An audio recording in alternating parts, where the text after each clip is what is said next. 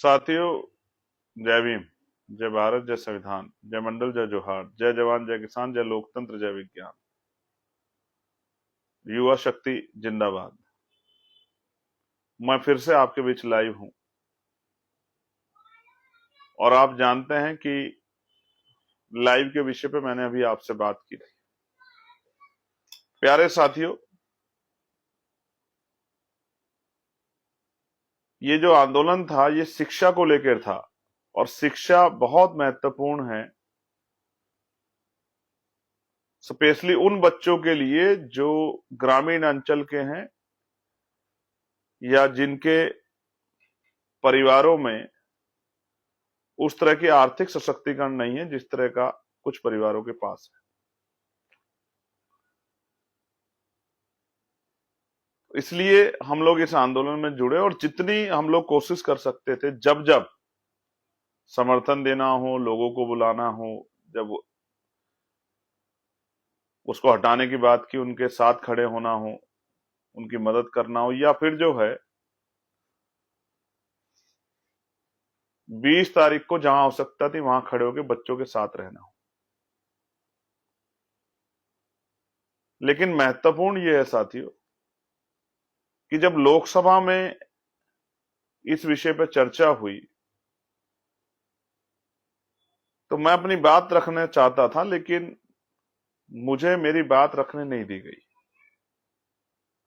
हो सकता है सत्ता को मेरी बात बुरी लगी हो सकता है कि मेरे सवालों का जवाब सरकार के पास ना हो सकता है कि सत्ता विरोध को सुनना ना चाहती हो, और हो सकता है कि हमारे सुझाव को सरकार ना मानना चाहती हो। लेकिन मेरे बहुत सारे सुझाव थे जिनको मैं देना चाहता था। मेरे मन में बहुत सारे सवाल थे जिनको मैंने पूछना ही शुरू किया था, लेकिन मेरा समय खत्म कर दिया गया।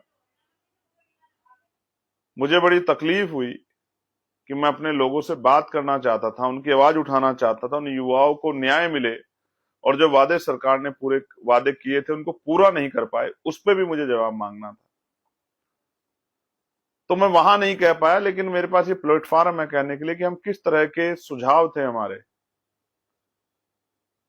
भविष्य के लिए, किस तरह का परीक्षाओं में सुधार होना चाहिए। कोई भी परीक्षा हो, पहला सुधार कि बच्चों से एग्जाम फीस ना ली जाए। बहुत सारी परीक्षाएं होती हैं, नौकरियों के लिए, भर्तियों के लिए एग्जाम आते हैं, फॉर्म आते हैं, और आप देखिए जैसे 10,000 भर्ती आई और 50 लाख बच्चों ने फॉर्म भरा, नौकरी कितने बच्चों को मिलेगी? 10,000 को। फॉर्म कितने बच्चों ने भरा? 50 लाख बच्चों ने। बेरोजगारी की हालत यही है। लेकिन 49,90,000 बच्चों ने भी पैसा दिया, समय खर्च किया। उनका क्या? उनके जो एग्जाम फीस के नाम पे आपने पैसा लिया, वो उनको क्यों नहीं लौटाते आप? तो मेरा ये मानना है कि बेरोजगार नौजवान जो टैक्स दे रहा है ऑलरेडी, कपड़े में, जूते में, खाने पीने के सामान में, आने जाने में, बसज में, ट्रेन में, हर चीज पे टैक्स जो है हमारे टैक्सेस सिस्टम की वजह से लगता है, किताबों पे, कॉपियों पे, इंटरनेट पे, हर चीज पे जो टैक्स देता है, तो उनके साथ परीक्षाओं में भी नौकरी के नाम पे इस तरह का घोटाला क्यों? आर्थिक मार क्यों? इसलिए मेरी मांग थी कि परीक्षाओं को, किसी भी तरह की परीक्षा हो, चाहे नौकरी की हो या एग्जामिनेशन फॉर्म की हो, उनसे ये जो परीक्षा शुल्क है वो हटाया जाए। दूसरा, आप सेंटर लगा देते हो इतनी दूर, 500 kilometre, 400 kilometre, 300 kilometre, 200 kilometre, home centre रखे जाएं, युवाओं के समवर्ती जिले में हो जाएं, 100 किलोमीटर के अंडर में, बेटियों के, बच्चियों के होम डिस्ट्रिक्ट में सेंटर हो। ऐसा नहीं कि उनको जो है आप भेज दो 200-400 किलोमीटर, उनके साथ जाना पड़ेगा परिवार किसी एक आदमी को। ऐसी सुरक्षा व्यवस्था नहीं है आपकी। तो आप भेजोगे, परिवार का एक आदमी जाएगा, एक दिन पहले जाएगा, कहां रुकेगा? होटल में, किसी रिश्तेदारी में। कहीं रिश्तेदारियां भी नहीं होती, रात को कहां समय बिताएंगे? रेलवे स्टेशन पे, बस स्टैंड पे, कहां? कोई जिम्मेदारी नहीं है आपकी, आपने बस सेंटर डाल दिया है। तो सेंटर भी बेटियों के गृह जनपद में हो और बेटों के समवर्ती जिलों में हो, कि सुबह 1 घंटे में चला जाए। पेपर टाइम ऐसी हो 11 बजे के लगभग, 2 बजे के लगभग, जिससे कि घर से चल के आसानी से परीक्षा हॉल तक हम लोग पहुंच जाए। फिर आप जो है नॉर्मलाइजेशन का जो है विरोध बच्चे यूपी पीसीएस के भी कर रहे थे, नॉर्मलाइजेशन खत्म करना चाहिए। स्कोर बोर्ड जारी हो, स्कोर कार्ड, कोई भी एग्जाम हो, किस बच्चे के कितने मार्क्स आए, इसलिए जो है जारी होना चाहिए स्कोर कार्ड। बच्चे को पता होना चाहिए कि वो कहां खड़ा है। ये नहीं कि बस इतने ही बच्चे आए हैं, इससे ज्यादा का स्कोर कार्ड जारी नहीं करेंगे। इस तरह के सुझाव हमने रखे थे अपनी चर्चा में, लेकिन हमें क्योंकि बोलने नहीं दिया गया, इस वजह से हम अपनी चर्चा को वहां नहीं रख पाए, अपनी बात को नहीं रख पाए। और भी कई सारे सुझाव थे जिनको हम रखते सरकार के सामने, और सरकार को मजबूर करते कि सरकार उनको माने, उनको लागू करे, कानूनी अमली जामा पहनाए, कानून का हिस्सा बनाए।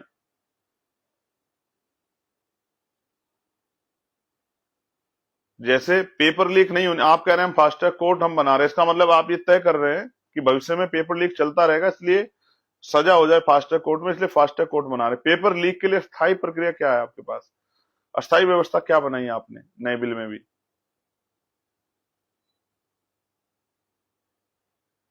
दूसरा, जिस तरह से जिन आपने वादे किए प्रोटेस्टर के साथ कि हम मुकदमा लिखेंगे, हम जेल नहीं भेजेंगे, लेकिन जिस तरह से लगातार आप एफआईआर कर रहे हो, ये गलत है। आप अपने वादे से मुकर रहे हो, इस पे भी हम जवाब मांगते हैं। आपने कहा था किसी पे एफआईआर नहीं होगी। फिर ये युवाओं के लिए रोजगार पे भी चर्चा होनी चाहिए। पढ़ लिख के बच्चे घूम रहे हैं, डिग्रियां लेके घूम रहे हैं, कहीं रोजगार नहीं है। और एआई, जब से एआई का काम आगे बढ़ा है, तो प्राइवेट सेक्टर में भी लगातार जो हैं कंपनियां अपने यहाँ बहुत सारे जो जॉब करने वाले बच्चे थे उनको निकालने, फायर करने का काम कर रही है। उनका भविष्य क्या होगा? जो पढ़े लिखे बच्चे घूम रहे हैं डिग्रियां लेके, पैसे पे कर चुके हैं, आपको टैक्स पे कर चुके हैं, उनके लिए रोजगार के लिए क्या हुआ है? तो उद्योग धंधे लगा के रोजगार दिए जाएं। और हालात ये है, बीएड करके, पीएचडी करके, एमबीए करके, एमसीए करके, इंजीनियरिंग करके बच्चे जो हैं मजबूरी में पैकिंग का काम कर रहे हैं। बीटेक, एमटेक होल्डर, आईटीआई करे हुए बच्चे, पॉलिटेक्निक करे हुए बच्चे मजबूरी में कंपनियों में 10-10, 12-12, 14-14 हजार रुपए में पैकिंग का काम कर रहे हैं, काउंटिंग का काम कर रहे हैं, चौकीदारी का काम कर रहे हैं। मतलब जिस तरह की काबिलियत उन्होंने हासिल की, उस तरह का भी जॉब आप उनको नहीं दे पा रहे हो। ये कैसी सरकार है? ये क्यों नहीं सोचना चाहती नौजवान के बारे में?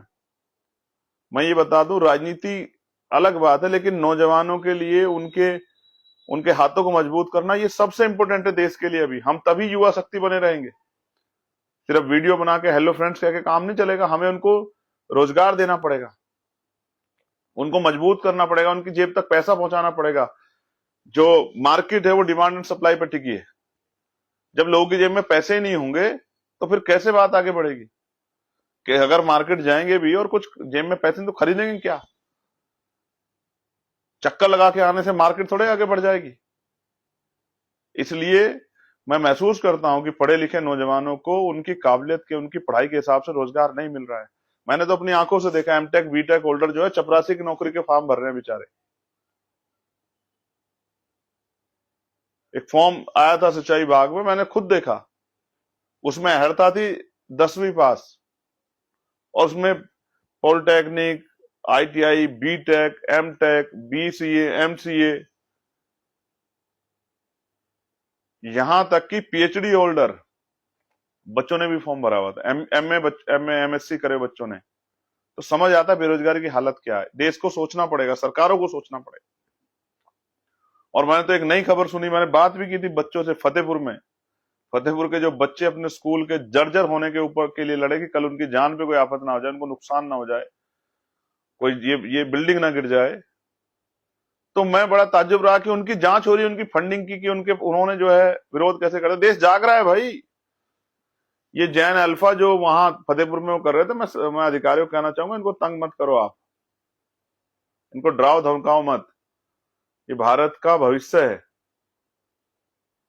ये नौजवान है, युवा है, देश की शक्ति है। इनको आप परेशान मत करो, इनको डराओ मत। ये होगा इस देश में। अब नौजवान अपने अधिकारों के लिए सवाल करेगा, हर व्यक्ति सवाल करेगा, अधिकारियों से सवाल करेगा, नेताओं से सवाल करेगा, अपनी यूनिवर्सिटियों के चांसलर से सवाल करेगा। अब जागरूकता बढ़ी है लोगों में, लोग सवाल करना सीख गए हैं। इसलिए तो शिक्षा से सरकार बच रही है। 94,000 स्कूल बंद करवाने वाली सरकार कितनी नौजवानों के हिस्से थी, शिक्षा कितनी थी, ये हमें समझना पड़ेगा। तो प्यारे साथियों, बहुत सारी चीजें थी जिन पे हम चाहते थे चर्चा हो, सुझाव दिए जाएं, उन सुझावों को लागू किया जाए। जैसे कैलेंडर बने, ईयरली कैलेंडर बने, हर साल का कैलेंडर बने, राज्य का भी और केंद्र की कौन कौन सी परीक्षा इस कौन से मंथ में आएगी, क्योंकि मैं जानता हूं राज्य की कौन कौन सी परीक्षा कौन से मंथ में आएगी, कब फॉर्म भरने का समय क्या है, कब जो है फॉर्म की लास्ट डेट होगी, कब जो है परीक्षा की डेट आएगी, कब रिजल्ट आएगा, ये पता होना चाहिए। क्योंकि मैं जानता हूं जब इस तरह के फॉर्म्स वगैरह भरे जाते हैं तो बच्चे जो प्राइवेट जॉब कर रहे होते हैं, काम छोड़ के आते हैं और तैयारी करते हैं मन लगा के, और आप उसकी डेट बदल देते हो। वही घर का सहारा होते हैं, घर चलाने वाले, लेकिन वो फिर टूट जाते हैं, कमजोर पड़ जाते हैं। ये अन्याय अब नहीं चलेगा देश के अंदर। मैं इसलिए आपके सामने लाइव आया कि आपको बता सकूं कि मैं इन सारी बातों को लेके वहां पार्लियामेंट में जोर से सवाल खड़ा करता, बच्चों पर चली लाठी गोली का हिसाब मांगता, लेकिन मुझे बोलने नहीं दिया गया। तो जब मुझे वहां नहीं बोलने दिया गया, मुझे लगा मुझे आपसे बात करनी चाहिए, बताना चाहिए कि हम आपके बारे में क्या सोच रहे हैं। और मैं स्पेशली उत्तर प्रदेश उत्तराखंड के नौजवान साथियों से कहना चाहता हूं कि हम आपके साथ खड़े हैं। हम इस लड़ाई को लड़ेंगे, मजबूर करेंगे कि रोजगार को इशू बनाएंगे। मैं तो चाहता हूं कक्षा 1 से PhD तक की जितना आदमी पढ़ना चाहे उस पढ़ाई को मुफ्त करना चाहिए, कि गरीब के बच्चों के रास्ते में कोई कांटा ना आए पढ़ते वक्त। हेल्थ सिस्टम में भी सुधार होने की जरूरत है, रोजगार के लिए नए अवसर तैयार करने की जरूरत है, और महिला सशक्तिकरण सुरक्षा बहुत जरूरी है देश के लिए। इसलिए बहुत सारी बातें जिन पे बात करनी थी, मगर क्योंकि सत्ता ने का भय दिखा और सत्ता ने बोलने नहीं दिया, कोई बात नहीं, आगे मौका मिलेगा तब बोलेंगे। वहां नहीं मौका मिलेगा, जनता के बीच जाएंगे। अब यात्रा शुरू करेंगे लोकसभा, अब इसके बाद लोकसभा सत्र के बाद जाएंगे जनता के बीच में, एक एक नौजवान तक समझाएंगे, सिखाएंगे उनको कि आप तैयार हो जाओ, कमर कस लो, ये हक की लड़ाई, इसको हम लोग लड़ेंगे। मैं आपका धन्यवाद करता हूं जितने साथी दिल्ली आए थे, या जहां जिन्होंने 25 तारीख को प्रोटेस्ट किया, पार्टी के नेताओं का, कार्यकर्ताओं का, नए युवा साथियों का धन्यवाद करता हूं, और आपको बधाई और मंगल कामनाएं देता हूं कि आप इसी तरह लड़ते रहिए, संघर्ष कीजिए, जीत आपकी होगी, डरिए मत। आज शेरे भारत शहीद श्रोमणी उधम सिंह जी का बलिदान दिवस है। मैंने मांग उठाई है उनके लिए कि उनको जो है मरणोपरांत भारत रत्न दिया जाए, और उनकी एक मूर्ति पार्लियामेंट में लगे कि देश का नौजवान, हम जैसे नौजवान उनको नमन कर सकें, उनको याद कर सकें, उनकी शहादत को याद कर सके, देश के प्रति उनके असीम प्रेम को याद कर सके। ये मांग हमने उठाई। आज मैं आपसे भी कहता हूं, देश के वीर महान पुरुषों का सम्मान होना ही चाहिए, जाति धर्म से ऊपर उठ के। इसलिए मैंने शहीद श्रोमणी उधम सिंह जी के लिए एक मूर्ति जो है उनकी लगे पार्लियामेंट में, इसकी मांग उठाई, और उनको भारत रत्न दिया जाए, इसकी मांग मैंने उठाई। और रही बात जो साथी को लिख रहे ईवीएम, उनको लेके हम लोग तैयार हैं। ईवीएम भी हटाएंगे, देश भी बचाएंगे, संविधान बचाएंगे, और नौजवानों को उनका हक अधिकार भी दिलाएंगे, अच्छी शिक्षा चिकित्सा व्यवस्था भी लागू कराएंगे, बहन बेटियों के सम्मान की रक्षा भी करेंगे, उनको सुरक्षित भी करेंगे, उनको शक्ति भी देंगे। बहुत बहुत धन्यवाद। जय भीम, जय भारत, जय संविधान, जय मंडल, जय जोहार, जय जवान, जय किसान, जय लोकतंत्र, जय विज्ञान। मैं आपका भाई चंद्रशेखर आजाद, आप सबके लिए मंगल कामनाएं। धन्यवाद।